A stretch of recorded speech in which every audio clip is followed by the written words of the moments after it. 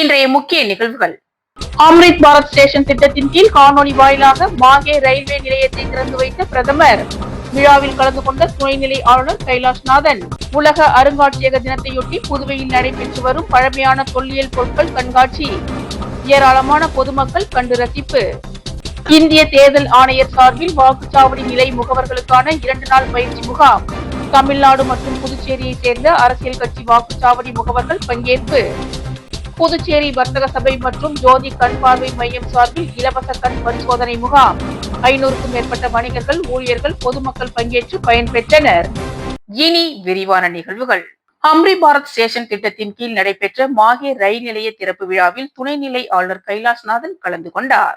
Amrit Bharat station திட்டத்தின் கீழ் நாடு முழுவதும் மேம்படுத்தப்பட்ட 103 அம்ரித் ரயில்வே நிலையங்களை பாரத பிரதமர் நரேந்திர மோடி காணொலி வாயிலாக இன்று திறந்து வைத்தார்.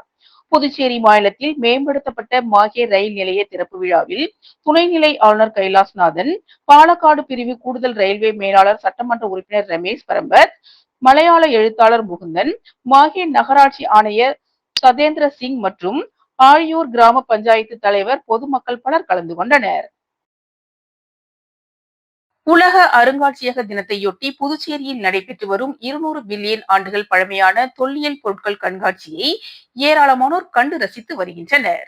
உலக அருங்காட்சியக தினத்தை முன்னிட்டு தாகூர் அரசு கலைக்கல்லூரி சார்பில் Puducherry white town saint Louis வீதியில் உள்ள அரசு அருங்காட்சியக வளாகத்தில் பழங்காலத்தை எதிர்காலத்தில் பார்த்தல் என்ற தலைப்பில் ஒரு வாரத்திற்கு தொல்லியல் பொருட்கள் கண்காட்சி நடத்தி வருகிறது. இதில் தாகூர் அரசு கல்லூரி மாணவர்கள், தொல்லியல் ஆராய்ச்சியாளர் ரவிச்சந்திரன் தலைமையில் புதுச்சேரியில் சேகரிக்கப்பட்ட 2500 ஆண்டுகளுக்கு முன்பு இறந்த மனிதர்களை அடக்கம் செய்ய பயன்படுத்தப்பட்ட முதுமக்கள் தாழியின் உடைந்த பாகங்கள், மனித எலும்பு கூடு துண்டுகள், 800 ஆண்டுகளுக்கு முன்பு ஆதி மக்கள் பயன்படுத்திய இரும்பு கத்திகள், 200 மில்லியன் ஆண்டுகள் பழமையான படிமங்களாக கிடைத்த கடல் சங்கு, கிளிஞ்சல் உள்ளிட்ட தொல்லியல் பொருட்கள் படிமங்கள் காட்சிப்படுத்தப்பட்டிருந்தது. இதனை சுற்றுலா பயணிகள் ஆர்வமுடன் பார்வையிட்டு வருகின்றனர். வரும் ஞாயிற்றுக்கிழமை வரை இந்த கண்காட்சி நடக்க உள்ளது. இந்திய தேர்தல் ஆணையம் சார்பில் புதுச்சேரி மற்றும் தமிழ்நாடு வாக்குச்சாவடி நிலை முகவர்களுக்கான 2 நாள் பயிற்சி முகாம் புதுடெல்லியில் நடைபெற்றது. இந்திய தேர்தல் ஆணையம் தமிழ்நாடு மற்றும் புதுச்சேரியை சார்ந்த வாக்குச்சாவடி நிலை முகவர்களுக்கான 2 நாள் பயிற்சி முகாம் புதுடில்லி துவாரகாவில் உள்ள இந்திய சர்வதேச ஜனநாயக தேர்தல் மேலாண்மை மற்றும் பயிற்சி நிலையத்தில் இன்று தொடங்கியது. இந்த பயிற்சி முகாமில் புதுச்சேரி மாநிலம் மற்றும் காரைக்கால் மாவட்டத்தை சார்ந்த அங்கீகரிக்கப்பட்ட தேசிய மற்றும் மாநில கட்சிகள் பிரதிநிதிகள் கலந்து கொண்டனர். பாரதிய ஜனதா கட்சி சார்பில் வெற்றி செல்வம், இளங்கோவன், அகில இந்திய என்ஆர் காங்கிரஸ் கட்சியை சேர்ந்த கோபி ஆனந்தன், காங்கிரஸ் கட்சி சார்பில் சுவாமிநாதன், சிவகணேஷ், திமுகவை சேர்ந்த நடராஜன், முகமது குலம், அதிமுகவை சேர்ந்த கமல்தாஸ், சுரேஷ், ஆம் ஆத்மி கட்சியை சேர்ந்த சண்முக சுந்தரம், பகுஜன் சமாஜ் கட்சியை சேர்ந்த பத்மராஜ் உள்ளிட்டோர் இறுதியில் இந்த 2 நாள் பயிற்சி முகாமில் பங்கேற்றனர். இந்திய தலைமை தேர்தல் ஆணையர் கணேஷ்குமார் மற்றும் இணை தேர்தல் ஆணையர்கள், தேர்தல் அதிகாரிகள் ஆகியோர் நடைபெறுகின்ற தமிழ்நாடு மற்றும் புதுச்சேரி சட்டமன்ற தேர்தலில் வாக்குச்சாவடி முகவர் செய்ய வேண்டிய பணிகளை விரிவாக பயிற்சி அளித்து வருகின்றனர். ஒலிம்பியன் ஏர் ரைபிள் அகாடமி சார்பில் 3 நாட்கள் நடைபெறும் புதுவை ஓபன் ஷூட்டிங் சாம்பியன்ஷிப் போட்டியை சபாநாயகர் செல்வம் துவக்கி வைத்தார். ஒலிம்பியன் ஏர் ரைபிள் அகாடமி சார்பில் புதுவை ஓபன் ஷூட்டிங் சாம்பியன்ஷிப் போட்டி டிஎஸ்கே அண்ணாமலை நாடார் திருமண மண்டபத்தில் நடைபெற்றது. ஒலிம்பியன் ஏர் ரைபிள் அகாடமி உரிமையாளரும் பயிற்சியாளருமான சந்திரன் அனைவரையும் வரவேற்றார். இதில் சிறப்பு விருந்தினராக சபாநாயகர் செல்வம் கலந்து கொண்டு துப்பாக்கி சுடும் போட்டியை துவக்கி வைத்து வீரர் வீராங்கனைகளின் திறமைகளை பார்வையிட்டார்.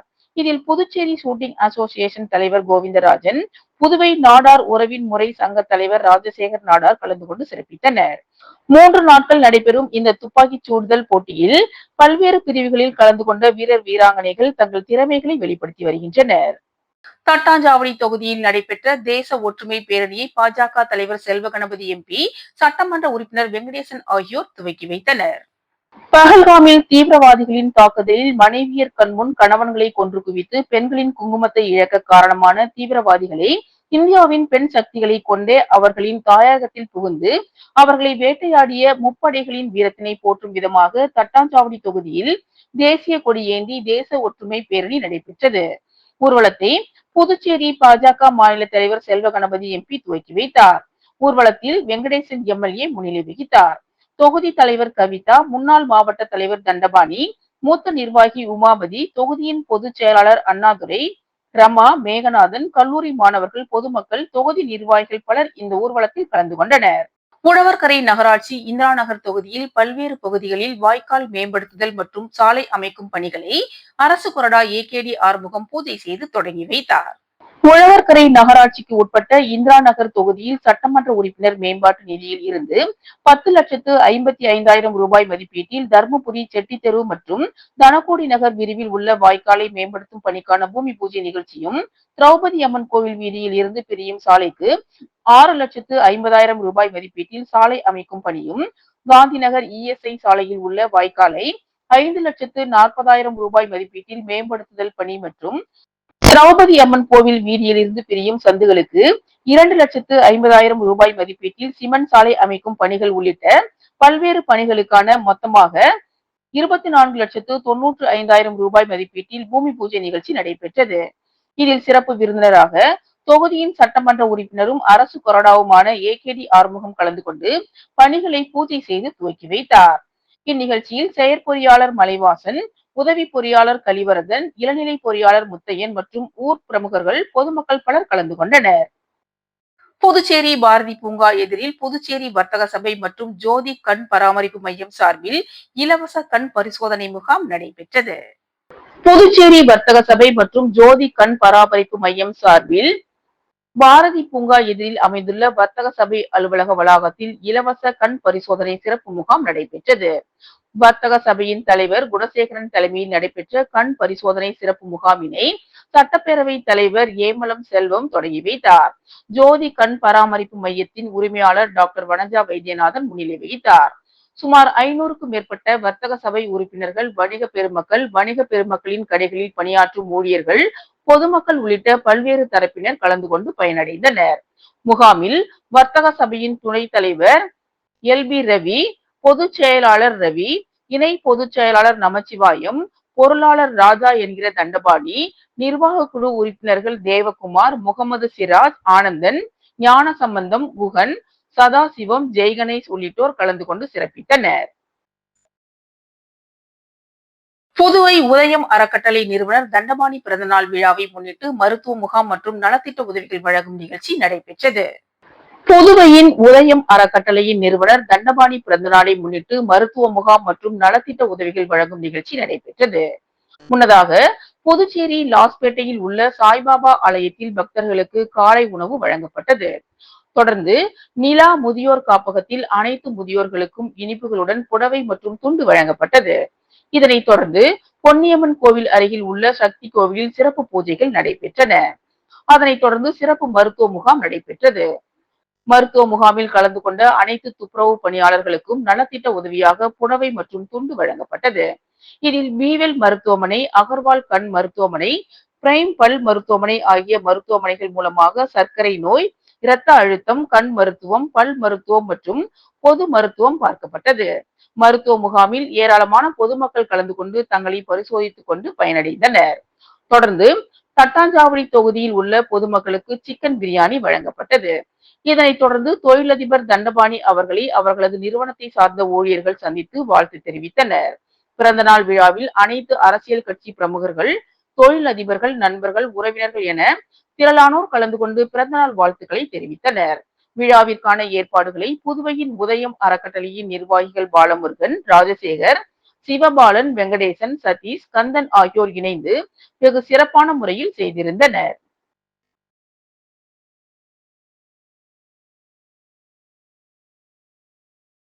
புதுச்சேரி இந்திரா நகர் மற்றும் கதிர்காமம் தொகுதிகளில் முப்படை தளபதிகளுக்கு நன்றி தெரிவிக்கும் வகையில் தேசிய கொடி பேரணி பாஜக சார்பில் நடைபெற்றது.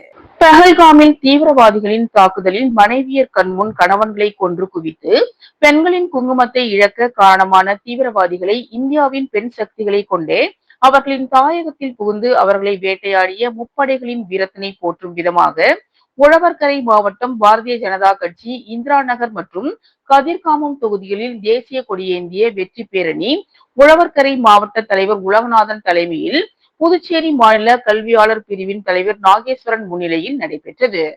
இதில் சிறப்பு அழைப்பாளராக மாநில தலைவரும் பாராளுமன்ற உறுப்பினருமான செல்வ கணபதி கலந்து கொண்டு கதிர்காமம் தொகுதியின் பேரணியினை தொடங்கி வைத்தார். இந்திரா நகர் தொகுதியின் பேரணியினை சட்டமன்ற உறுப்பினர் அசோக் பாபு தொடங்கி வைத்தார்.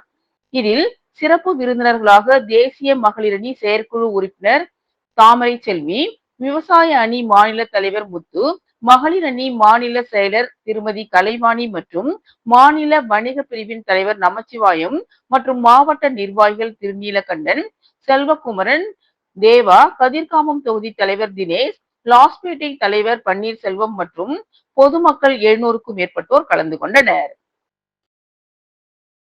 3 மாத சம்பளம் வழங்க வலியுறுத்தி புதுச்சேரி 108 ஆம்புலன்ஸ் ஓட்டுநர்கள் மிஷன் இயக்குநரை சந்தித்து பேச்சுவார்த்தை நடத்தினர். புதுச்சேரி 108 ஆம்புலன்ஸ் ஓட்டுநர்கள் சங்கத்தின் சார்பாக மிஷன் டைரக்டர் அவர்களை பாட்டாளி தொழிற்சங்க ஜெயபால் தலைமையில் ஊழியர்கள் சந்தித்து பேசினர். அப்போது 3 மாதம் ஊழியர்களுக்கு வழங்கப்பட வேண்டிய சம்பளத்தை உடனடியாக வழங்க வேண்டும், NRHM ஊழியர்களுக்கு வழங்குவது போல 108 ஆம்புலன்ஸ் ஓட்டுநர்களுக்கு சம்பளம் வழங்க வேண்டும் என கூறினர். அவர்களும் 3 மாத சம்பளத்தை வழங்குவதற்கான கோப்புகள் தயார் செய்து அரசிற்கு அனுப்பி வைத்திருப்பதாகவும், உடனடியாக உங்களுக்கு கிடைப்பதற்கான வாய்ப்புகளை உருவாக்கி தருகிறோம் என்றும் தொழிற்சங்க பிரதிநிதிகளிடம் எடுத்துரைத்தனர். மேலும் 10 ஆண்டுகளுக்கு மேல் பணி முடித்து இருக்கின்ற ஓட்டுநர்களை பணி நிரந்தரம் செய்ய வேண்டும் எனவும் கோரிக்கை வைத்தனர். இந்த பேச்சுவார்த்தையின் போது தொழிற்சங்க தலைவர் புருஷோத்தமன், செயலாளர் பிரபாகரன், பாபு, ஐயனார், பெரியசாமி, லூர்து, வெங்கடேசன், முனுசாமி மற்றும் ஊழியர்கள் கலந்து கொண்டனர். புதுச்சேரி மாநிலத்தில் CBSE தேர்வு எழுதி வெளியான மதிப்பெண் சதவிகிதத்தை புதுச்சேரி அரசு மறைத்து பொய் தகவல்களை வெளியிட்டுள்ளதோ என்ற சந்தேகம் எழுவதாக புதுச்சேரி யூனியன் பிரதேச மாணவர் கூட்டமைப்பு நிறுவனர் சுவாமிநாதன் கூறியுள்ளார். புதுச்சேரி மாநிலத்தில் முதல் முறையாக CBSE தேர்வு எழுதிய 10ஆம் வகுப்பு தேர்வு முடிவுகள் வெளியாகின.